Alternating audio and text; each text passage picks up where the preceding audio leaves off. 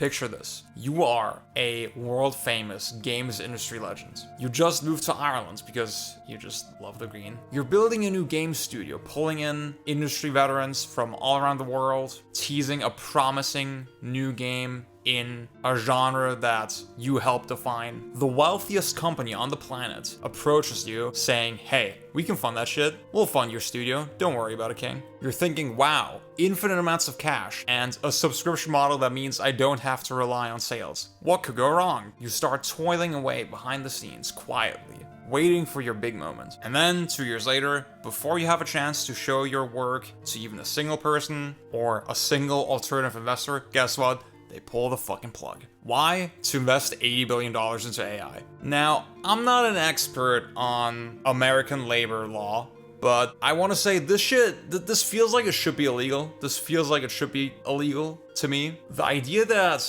you can promise somebody an investment, promise somebody financial security, and you're doing completely fine, nothing has changed on your end, but then you can just pull the rug out under them, that feels like it should be illegal. I'm sorry. Now, this whole current Microsoft saga arguably started relatively innocuously, relatively small. Phil Spencer, it feels like he kind of went out there with a personal touch, acquiring small, quirky studios like Ninja Theory, In Exile, Double Fine. It really felt like this genuine effort to build a more diverse catalog by looking at quirky, interesting developers that with the endless wealth of a company like Microsoft, they could just put on more promising projects that would bolster their portfolio. Around the same time, we had the move to Game Pass. We had the announcement, hey, every Xbox first-party game will launch on Game Pass day one. Pretty big, compelling moves. Again, this idea that Game Pass is a safety net for developers. It doesn't really matter how much they sell. It is purely about bolstering that surface level portfolio, that surface level catalog, how we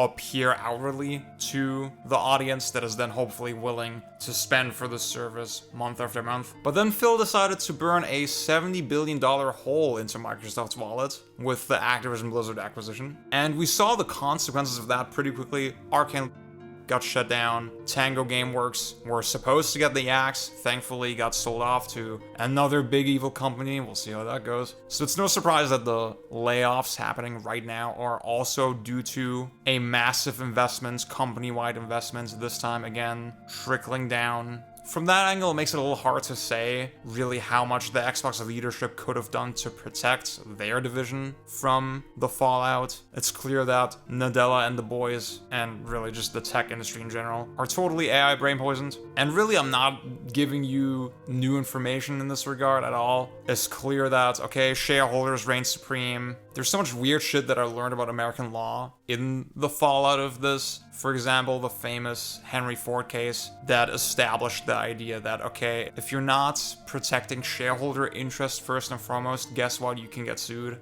Now, I'm not saying that would necessarily happen to Microsoft in this situation. I think what intrigues me is that the FTC were on Microsoft's ass in the lead up to the ActiBliz acquisition and got blocked off. They couldn't really push that shit to the finish line. I almost want to say, okay, now that we're in this situation, now that we're clearly in the situation that Microsoft are abusing their monopoly status, they clearly have no regard for the human cost involved with all their spending. I feel like that should raise an eyebrow with lawmakers. I don't understand how this shit can just happen like that. I feel like this should give credence to the original FTC investigation. I don't know. Will that ever be followed up upon? I could have done research for this. I didn't, so there you go.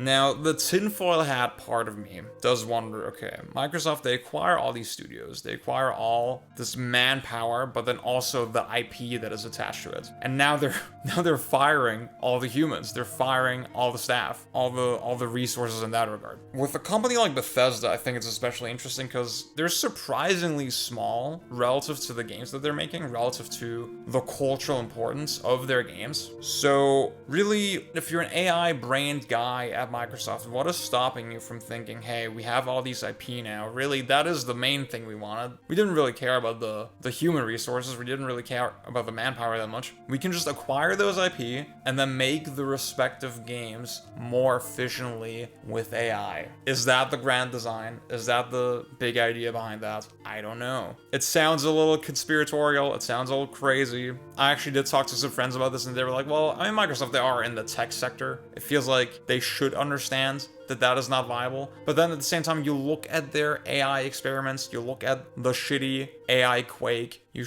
look at Bleeding Edge. That was the real secret gambit behind the Ninja Theory investment, so they could remake Bleeding Edge in AI. Again, I don't really have an original take on this other than capitalism is killing everything. We need better laws. Again, I've seen a bunch of talk about the situation in Japan, that this type of thing would just never happen in a country like Japan, where workers are protected more than anything else, where a company has to provably struggle before you can fire somebody. Again, me with my like German mindset, the neoliberal hellscape that is America is, even to me, somewhat unrelatable. I want to hope this wouldn't happen here, but really, you don't know. You don't know. All that talk aside, all the reasonable suggestions, reasonable looking at evidence aside, right? We all know the real reason this happens.